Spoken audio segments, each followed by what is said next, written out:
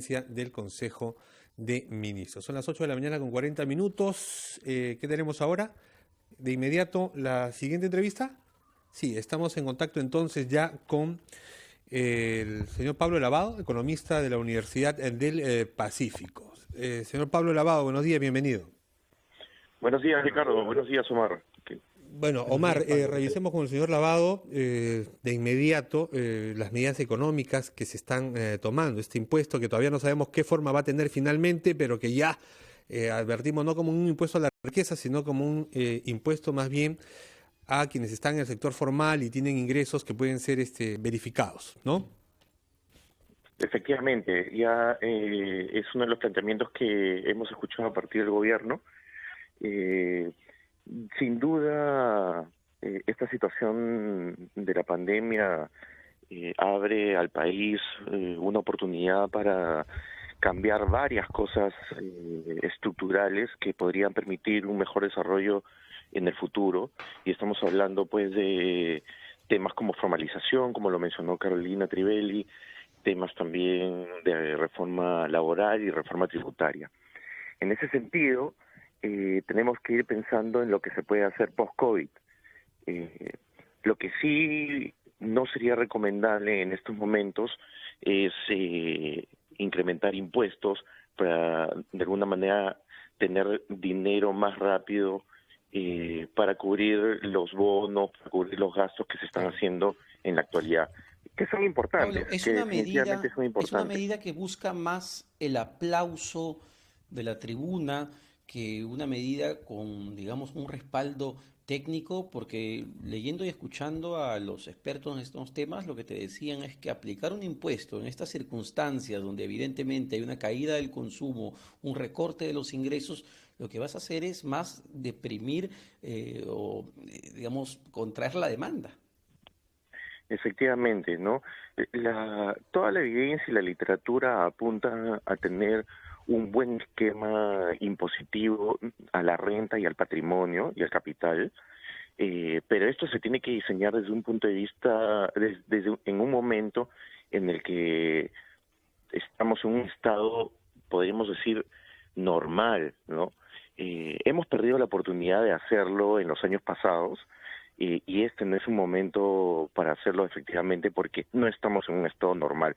Estamos viviendo un shock de salud, un shock que se ha traducido en un shock económico, un parón de la actividad económica, pérdida de empleos formales sobre todo, aumento de la pobreza que se está mitigando a partir de la entrega de los bonos, pero que finalmente se traduce en una caída de consumo y que va a deprimir significativamente el crecimiento económico del país, ¿no? Bueno, y entonces, señor Lavado, ¿qué medidas evaluar entonces de cara a lo que requiere el Estado en una situación de emergencia, no recursos? ¿De dónde entonces? Entonces, acá hay dos tipos de medidas que se tienen que plantear y fortalecer, ¿no? La primera es, como bien dices, el tema de los recursos. El Perú todavía tiene una fortaleza fiscal que se ha construido a partir de los años de crecimiento en el pasado, y además también tiene esa reputación en el mercado externo como para emitir más deuda. Sin necesidad de estar fuera de los parámetros internacionales y de riesgo. Pero lo segundo también que se debe hacer, que se puede hacer, es empezar a relajar la cuarentena, empezando por aquellos sectores económicos que contribuyen más al valor agregado del país, a la productividad del país, y que tengan menos riesgo de aglomeración en la gente. Estamos hablando pues de sectores como la minería, la agroexportación, la manufactura, la construcción, que son los principales drivers de la economía. Con un porcentaje de aforo se puede empezar a trabajar en estos sectores, y además también teniendo en cuenta las diferencias regionales que hemos visto en cuanto a los crecimientos de los casos y los fallecimientos por el COVID, ¿no?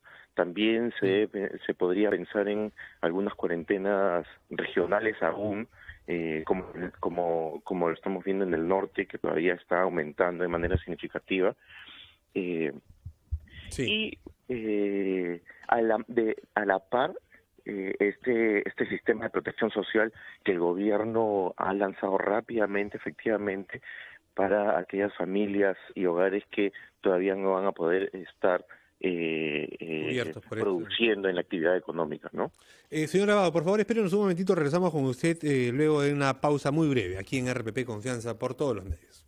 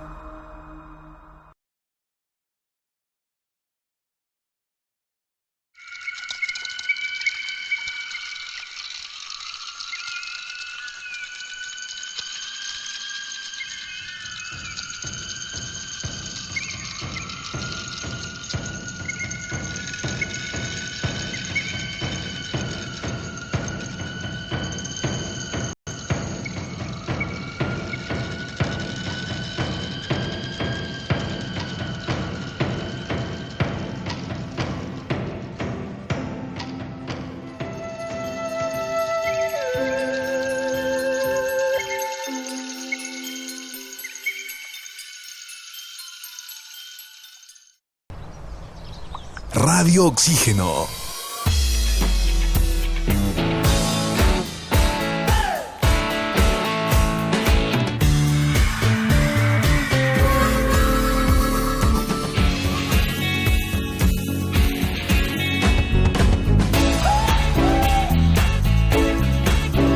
Vemos el mundo diferente porque respiramos buena música.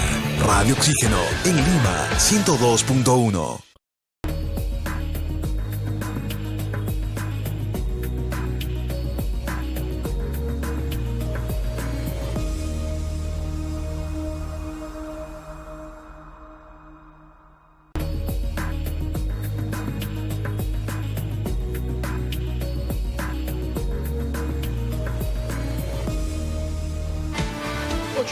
De la mañana, Omar Mariluz y Ricardo Gómez Palma los saludan en esta mesa de debate, de análisis, de ampliación de noticias. Estamos conversando con el economista de la Universidad del Pacífico, Pablo Lavado. Y Pablo, yo te quería preguntar sobre un tema que es sumamente sensible, porque es más o menos claro que efectivamente sectores como minería, hidrocarburos, electricidad van a poder comenzar a operar porque es más fácil mapearlos, es más fácil quizá implementar los protocolos de seguridad. Pero la ministra de Producción anunció que también se viene la apertura de una serie de restaurantes que van a poder atender con delivery o entrega en la puerta. Digamos, ¿cuán complejo va a ser esto? Porque cuando hablamos de restaurantes hablamos de muchas diferencias, restaurantes muy pequeños en barrios, restaurantes muy grandes, cadenas. ¿Cómo se va a implementar esto?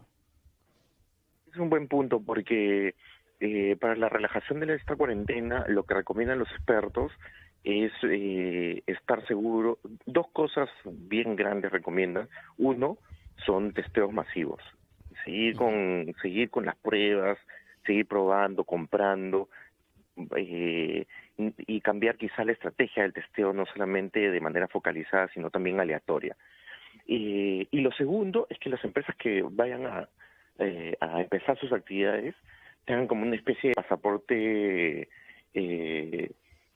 pasaporte contra el COVID, ¿no? Una especie de certificado que es una zona libre de COVID.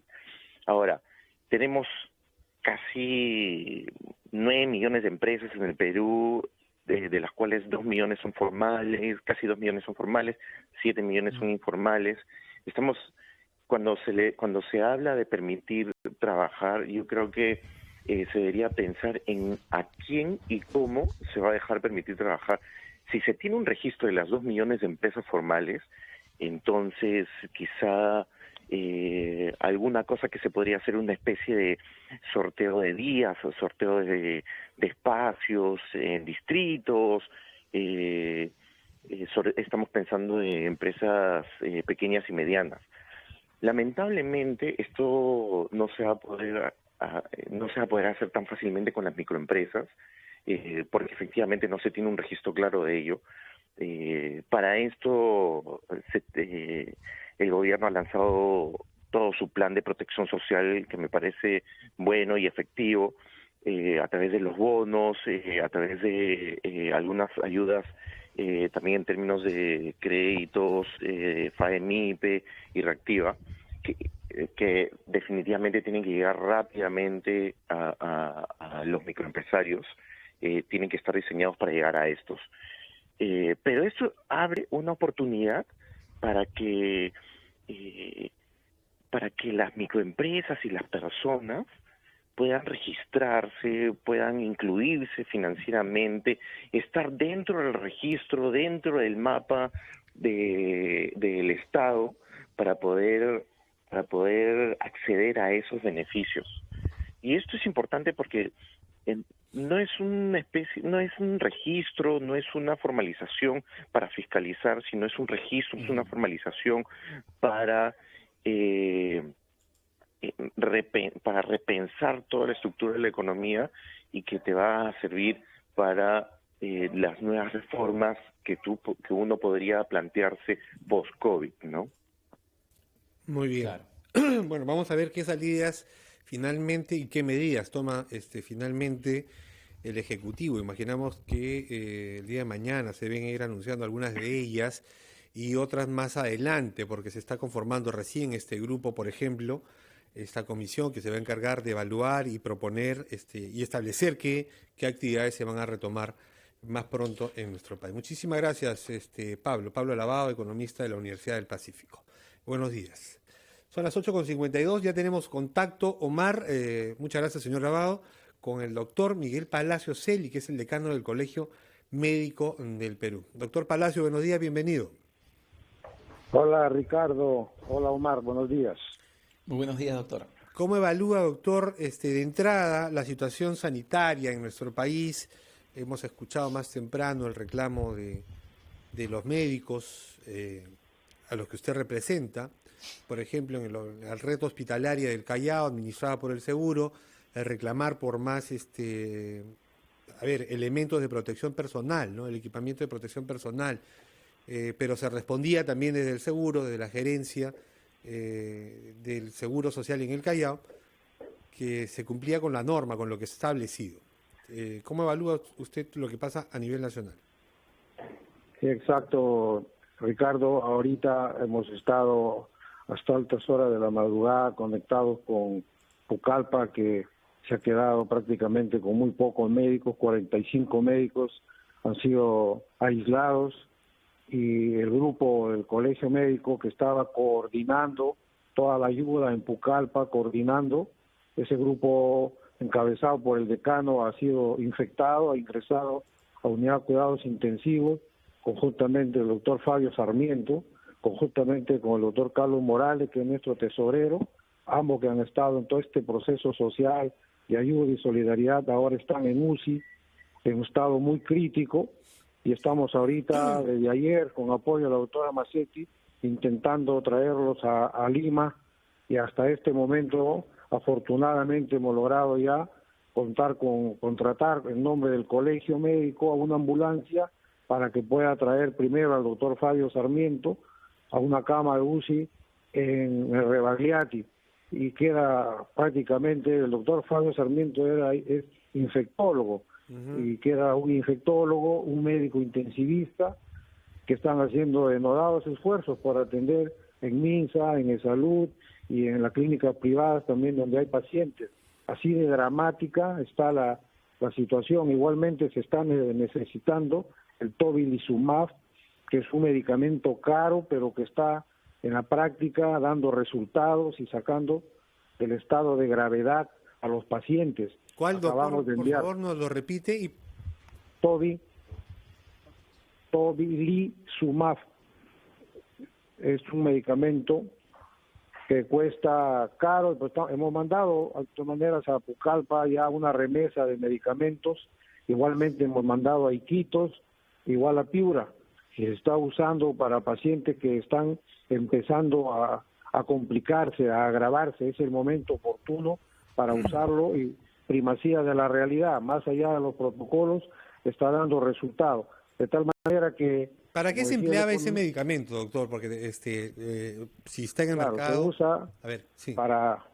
Se usa para impedir que los alveolos, en el momento que reciben una gran carga por parte del cuerpo que reacciona, generando una gran reacción inflamatoria, impedir esa reacción inflamatoria, muy bien, para de esa manera facilitar el intercambio gaseoso y mantenerlos oxigenados en la sangre a nuestros pacientes. Muy bien, doctor. Doctor Palacios, hay otra preocupación muy grave sobre la transparencia del gobierno. Hoy la unidad de investigación del diario El Comercio dice que hay una discrepancia, por ejemplo, sobre el real número de camas UCI para el COVID-19, mientras la Sociedad Peruana de Medicina Intensiva señala que solo hay 12 camas libres en todo el país, el gobierno afirma que son 131.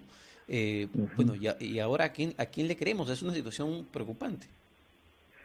Sí, fue un tema que se puso en el debate cuando nuestro decano del Consejo Regional de Lima, el doctor Astubilca, lo propuso el domingo pasado en un medio televisivo. Ahora ya tenemos una plataforma, hay una plataforma que unifica todos los subsistemas, entonces ya conocemos cuántas camas UCI hay. Lo que pasa es que a la hora que se saca un promedio, quedan camas UCI libres, pero estas camas libres están en lugares distantes de las zonas que están recibiendo todo este problema infeccioso. Hay camas UCI libre por decir Moquegua, Tacna, Purima, en el sur oriente, pero en Lima, en Iquitos, en Pucallpa, en el norte, no hay camas UCI disponibles o son muy difíciles de conseguir. El proceso es dinámico, tiene que salir un paciente de alta de la UCI después de un tratamiento exitoso o después de que se ha fracasado, y ahí queda una cama. Entonces, sí se puede conseguir mediante una reingeniería en los servicios de salud, pero ya se ha sincerado el tema. Creo que entonces ya el tema de la discrepancia, como ha expresado la Contraloría, ha sido bueno porque ha permitido sincerarlo. Ahora, doctor, ¿a se quién está le creemos? evaluando... ¿A la Sociedad Peruana de Medicina o al MINSA? Porque estamos hablando de una diferencia por 10 veces, ¿ah?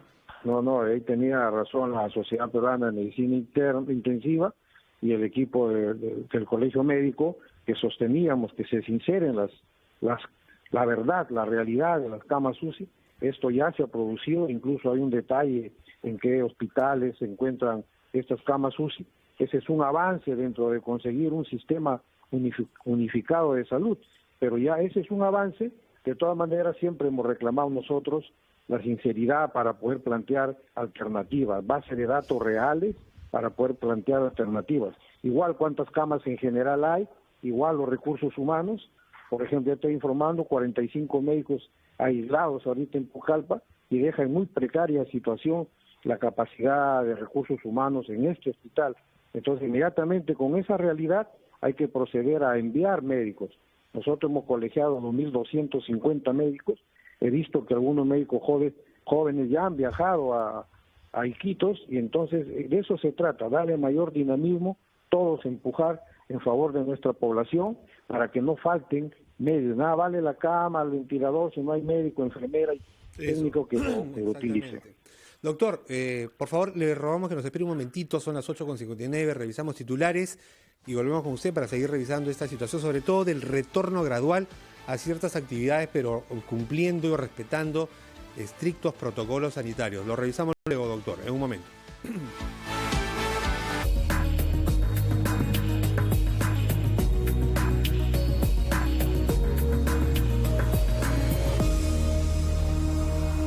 Un día como hoy llega gracias a Universidad Continental, reconocida entre las 7 mejores universidades privadas del país y la número 1 en Arequipa, Cusco y Huancayo según América Economía.